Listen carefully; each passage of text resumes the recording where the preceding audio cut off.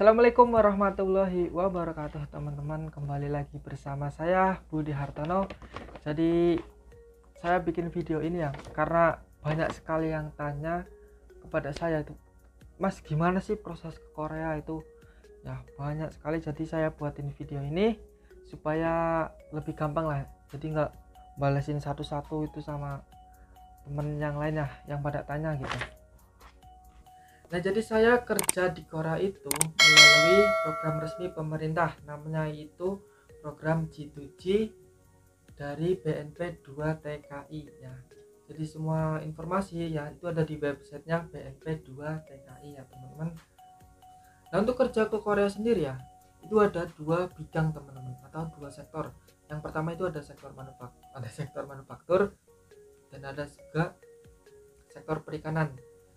Nah, untuk saya sendiri itu di sektor manufaktur teman-teman, jadi kerjanya di pabrik bukan di laut. Nah, sebelum ke pembahasan proses kerja ke Korea, saya mau membahas syarat umum ya kerja di Korea. Nah, syarat umum yang pertama itu usia minimal 18 tahun dan usia maksimal 39 tahun. Yang kedua itu pendidikan minimal SMP atau ijazah SMP juga boleh kerja ke Korea. Terus yang ketiga itu tidak buta warna. Buta warna itu kan dibagi dua lah ya, dibagi dua gampangannya. Yang pertama itu parsial dan juga yang permanen. Nah, yang parsial itu kan bisa disembuhkan ya teman-teman, masih melalui terapi lah, jadi masih ada kesempatan buat ikut ujian bahasa Korea. Nah, kalau yang permanen ini gimana ya? Ya kurang tahu sih saya. Syarat yang keempat itu bisa bahasa Koreanya. Nah, untuk menghadapi ujian bahasa Korea nanti. Nah, mungkin itu aja syarat umum proses kerja di Korea. Kurang lebihnya nanti tak taruh di deskripsi ya teman-teman. Oke, nah sekarang kita lanjut ke pembahasan proses kerja ke Koreanya. Yang pertama itu cari lembaga ya, cari lembaga bahasa Korea. Buat apa ya? Untuk belajar bahasa Korea teman-teman. Nah, atau juga kalian bisa belajar mandiri ya teman-teman, atau belajar sendiri gitu, cari informasi ya, informasi ujian lah gimana untuk menghadapi ujian nanti ya teman-teman. Tapi sulit lah kalau belajar sendiri, bingung gitu materinya apa gitu kan. Jadi lebih baik di lembaga lah, cari lembaga pendidikan bahasa Korea. Untuk waktu pembelajaran lamanya itu 3 bulan sampai 6 bulan itu cukup lah untuk menguasai bahasa Korea tersebut. Nah, setelah belajar bahasa Korea, nah kalian tinggal tunggu pengumuman pendaftaran ujian dari BNP 2 TKI. Jadi pendaftarannya itu melalui online teman-teman ya, melalui online. Setelah kalian mendaftar ujian ya melalui online, kalian tinggal tunggu pengumuman lagi dari BNP 2 TKI untuk mengambil kartu ujian ya, atau verifikasi data. Nah, proses selanjutnya itu ujian bahasa Koreanya teman-teman. Ujian bahasa Korea itu dibagi menjadi dua. Yang pertama itu ujian yang mengerjakan soal itu CBT, berarti pakai komputer ya. Nah, itu biasanya ada 40 soal lah biasanya 40 soal, yang 20 itu reading dan 20 itu listening ya, kayak SMA itu loh ya, seperti itulah gampangannya. Terus juga ada ujian tahap kedua itu nah tes skill sama wawancara teman-teman ya, nanti kalian latihan ya, latihan skill lah pakai ring sama pin itu, yang kotak-kotak sama lingkaran-lingkaran gitu. Terus juga ada masukin ring-ring gitu lah. Terus nanti ada wawancaranya itu langsung sama orang Koreanya teman-teman. Nah, itu ujiannya ada dua. Yang pertama mengerjakan soal ya, 20 listening dan 20 reading. Ujian tahap kedua itu skill test sama wawancara. Nah, setelah kalian dinyatakan lulus ujian tahap 1 dan tahap 2, kalian tinggal sending data teman-teman. Sending data kemana? Ke BNP 2 TKI. Jadi dokumennya itu dikumpulin teman. Dokumennya nanti adalah kalian lihat di websitenya BNP 2 TKI. Kalian lihat syarat-syaratnya itu apa aja, nanti di kumpulin terus di sending teman-teman ya, di scan terus di sending. Setelah kalian sending data, kalian coba bikin akun ya di ps.go.kr, itu websitenya Korea ya. Kalian coba bikin di situ untuk melihat perkembangan hasil kemajuan kalian sendiri. Nah, contohnya seperti ini teman-teman ya. Kalau anak-anak TKI ya, TKI Korea itu nyebutnya kolom teman-teman. Nah, yang pertama kan di situ ada ujian bahasa Korea. Nah, itu kolom 1.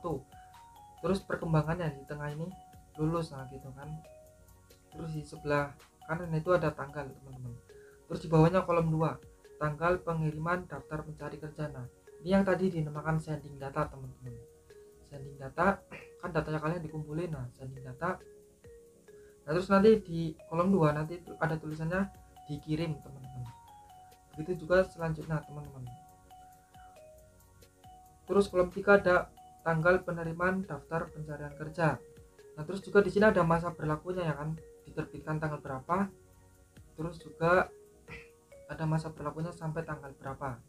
Nah, kolom 4 itu pengeluaran izin kerja yang diterbitkan, jadi dari Korea sudah diterbitkan. Terus tinggal pengiriman SLC-nya ke BNP2 TKI, terus ditandatangani SLC-nya sudah ditandatangani. Terus selanjutnya ada pengeluaran CCVI atau visanya ya teman-teman. Nah, ini penerbitan visanya. Nah, ini tanggalnya segini. Nah, pada saat kalian kolom 4 ya teman-teman, pengeluaran izin kerja ya, nanti kalian prelim teman-teman, prelim atau pembekalan di Jakarta teman-teman, untuk pembekalan bahasa Korea lagi teman-teman.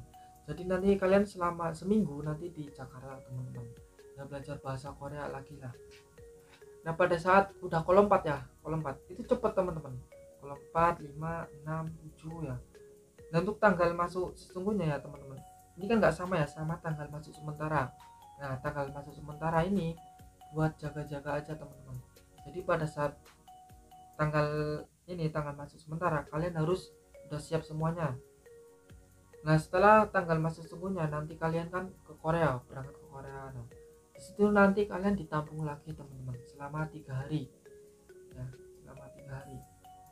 Itu untuk apa? Untuk pelatihan kerja. Nanti lihat perkembangannya sudah pelatihan, nah tanggal segini. Nah, terus penugasan kerja. Nah, penugasan kerja itu jadi kalian nanti diambil sama sajangnya atau direkturnya, dijemput dari tempat penampungan terus ke pabrik. Nah, itu udah mulai kerja di situ.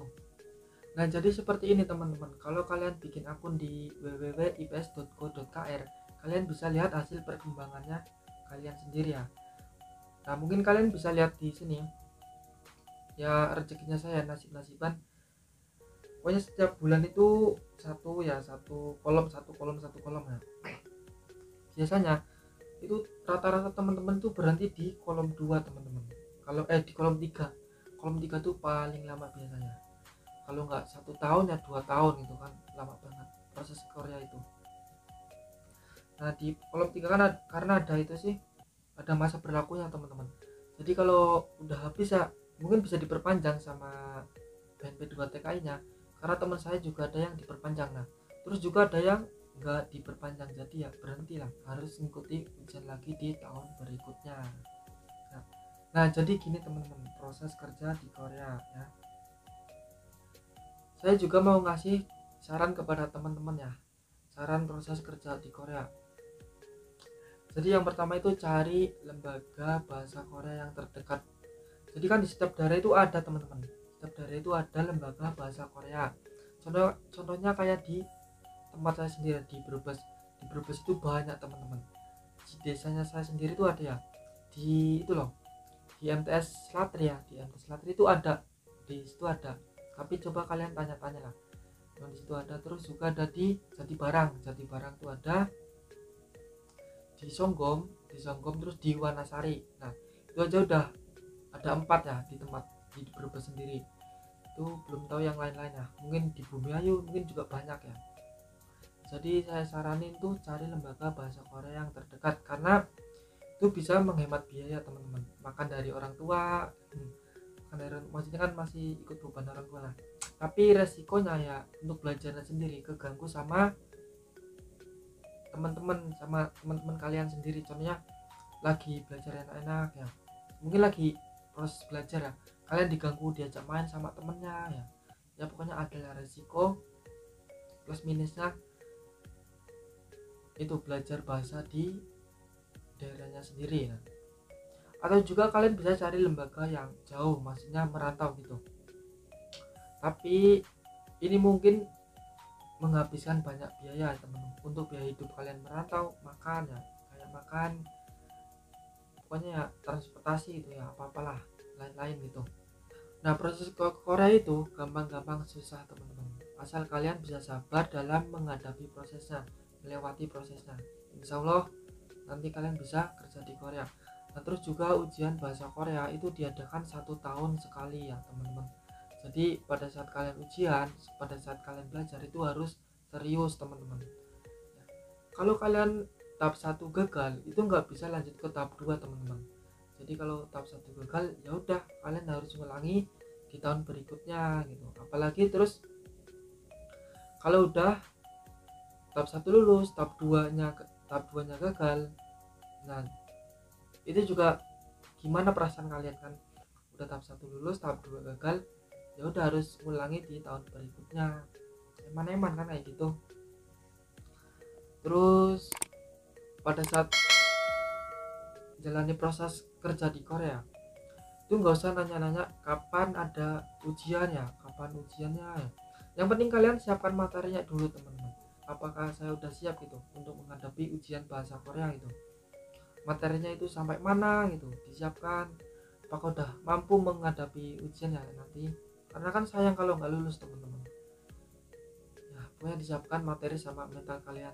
Terus juga ujian bahasa Korea kan diadakan 1 tahun sekali ya teman-teman. Biasanya ujian bahasa Korea itu ada di pertengahan tahun teman-teman.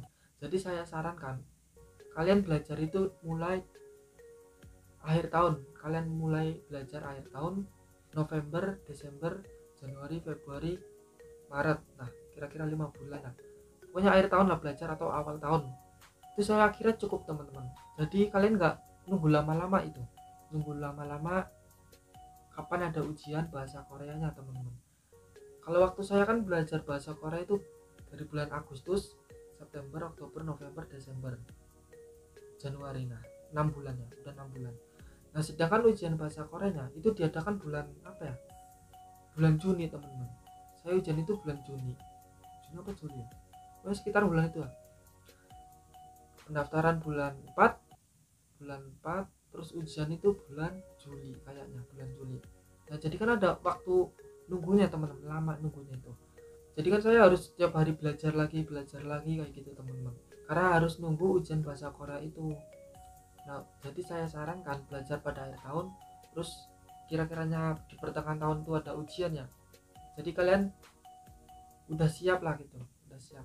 Terus juga nggak terlalu lama nunggunya, harus belajar tiap hari kan kayak gitu. Nah jadi kayak gitu teman-teman, proses kerja di Korea banyak suka dukanya dan nasib-nasiban lah. Yang penting diniati aja dulu yang pertama ya. Yang pertama diniati dulu, insya Allah bisa. Saya doakan yang lagi proses ke Korea semoga dipermudah, yang mau berangkat ke Korea semoga dipermudah karena ini lagi pandemi corona ya. Yang sabar dulu aja. Terus juga yang udah bekerja di Korea ya, semangat kerjanya, semangat bantu orang tua, kumpulin duit yang banyak ya untuk persiapan pembekalan nanti pada saat pulang kerja dari Korea. Jangan lupa di like, di komen, dan di subscribe ya teman-teman.